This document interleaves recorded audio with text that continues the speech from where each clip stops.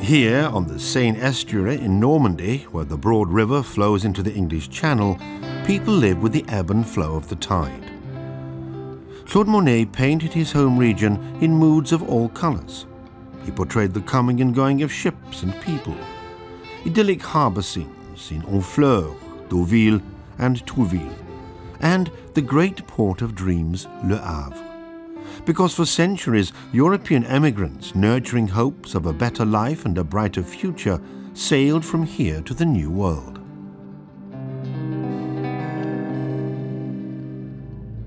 On September the 6th, 1944, Le Havre had almost ceased to exist. 2 days of air raids by British bombers had devastated the town, which was still occupied by German forces. More than 5,000 people died in the attacks, which reduced more than half the city's buildings to rubble and destroyed its entire infrastructure.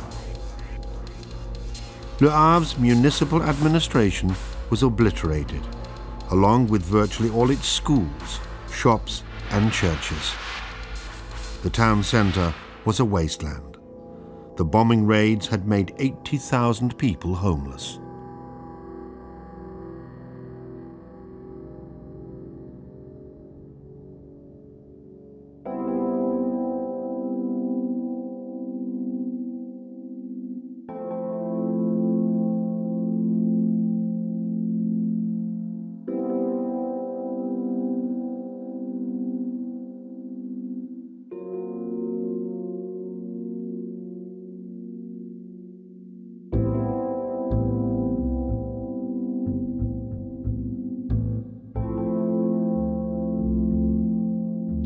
Many European cities suffered wholesale destruction in the Second World War, but none was rebuilt as resolutely as Le Havre.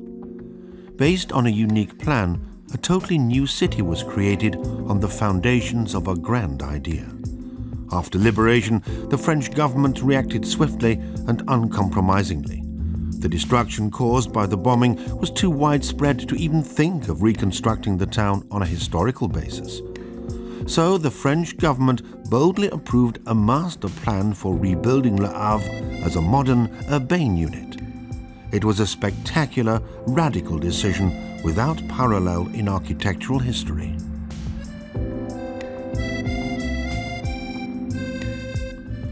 Auguste Perret was given the exceptional task of planning and constructing a seaport for 80,000 people. At the time, Perret was already 71 years old, a designer with a clear language of form, an architect who had created popular yet controversial buildings in Paris. He was regarded as a master of concrete construction.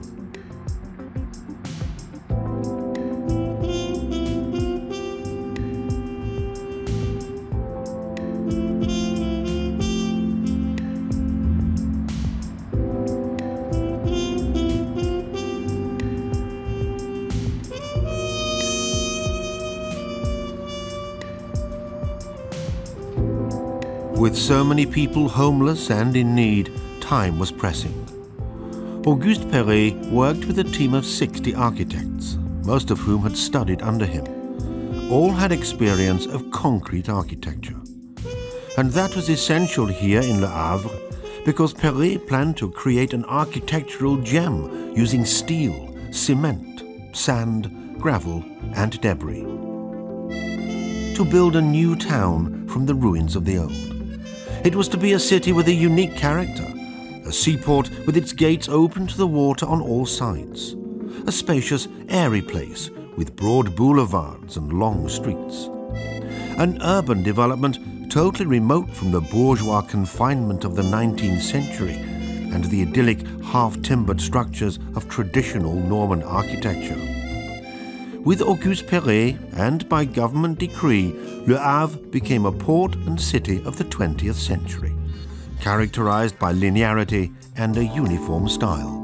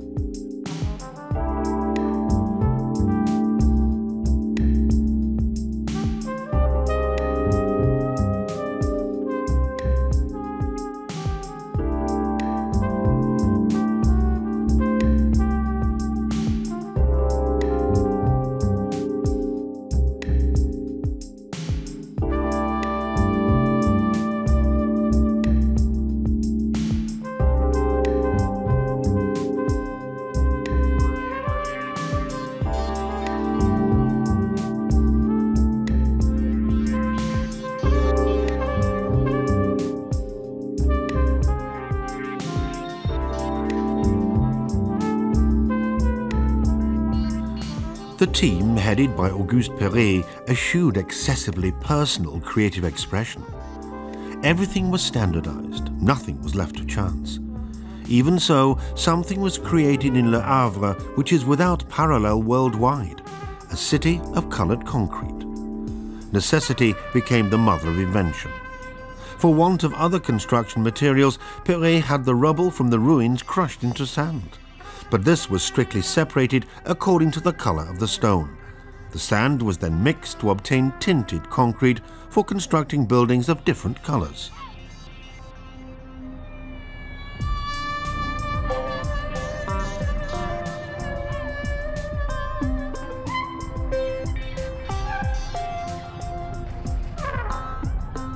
After its total destruction, Le Havre became part of a vision.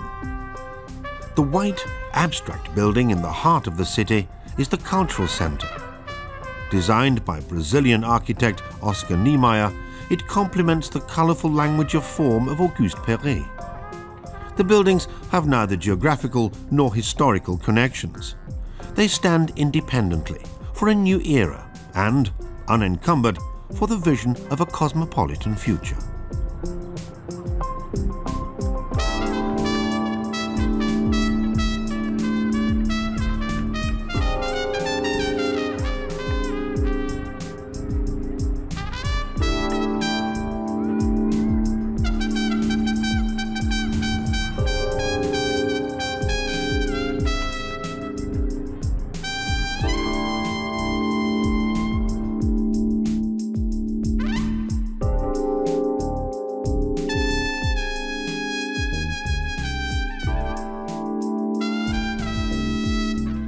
Auguste Perret's dreams were not only expressed in the form of colored concrete.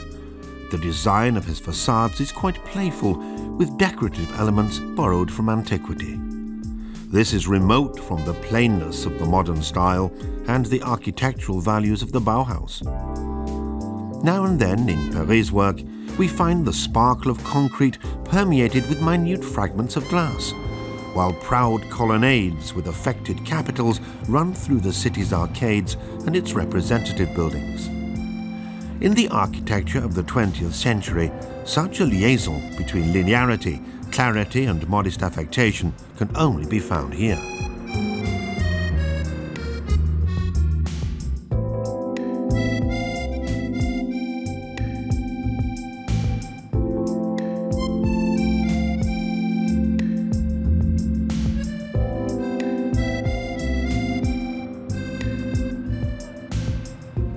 Le Havre, it was decided, should no longer suffocate in the fustiness of past centuries.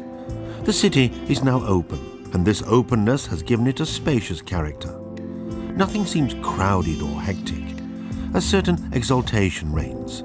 Only a few old facades have survived, and just one building, Notre Dame, the old sandstone church not far from the harbor.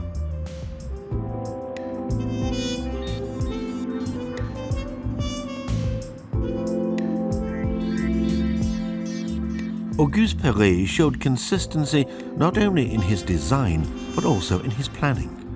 In his view, enhanced quality of life meant more space, more light, and more freedom. Behind the spaciousness was a social idea, greater room for the individual to develop. Auguste Perret established this for Le Havre through a specific planning decision. Instead of restoring living space for 80,000 people, he created room for only 60,000. It gave the heart of the city, grouped around the central new town hall, its calm, urbane grandeur.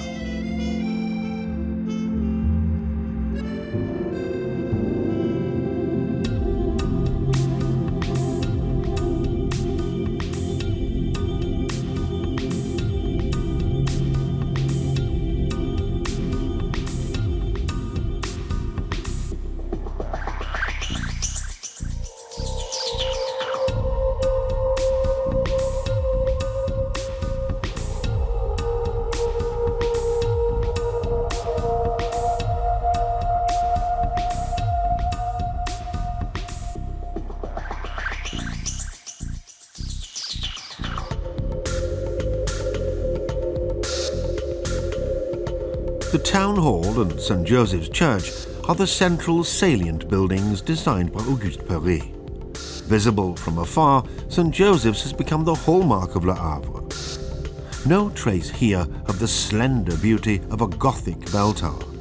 Instead, solidly angular, the tall tower soars up above the sea like an octagonal urban lighthouse.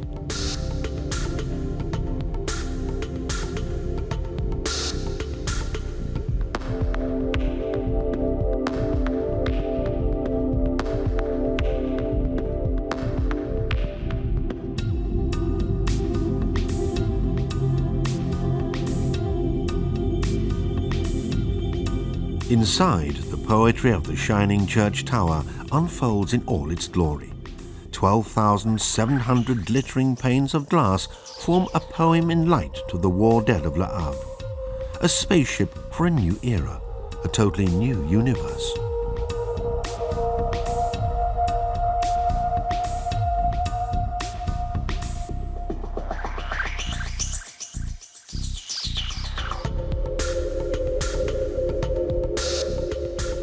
Auguste Perret even made the concrete shine, and he gave a city founded in 1517 a totally different identity. Le Havre is still France's second biggest port, but architecturally the town has moved closer to the sea. Today the buildings of the Porte Océane, as it is known, extend down to the beach, while the splendid Avenue Foch now runs straight to the waterfront.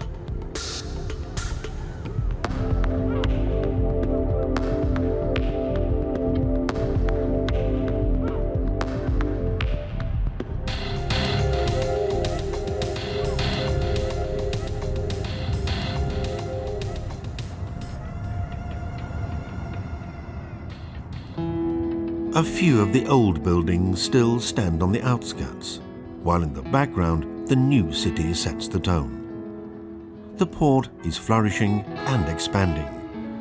Emigrants on sailing ships are a thing of the past, but there is still very much a coming and going of ships and people. Le Havre, a place of hope, a port of dreams and of reconciliation with history. Architecture, Auguste Perret once said, is the art of organizing space. In this context, his design of the city of Le Havre is a 20th century overall work of art.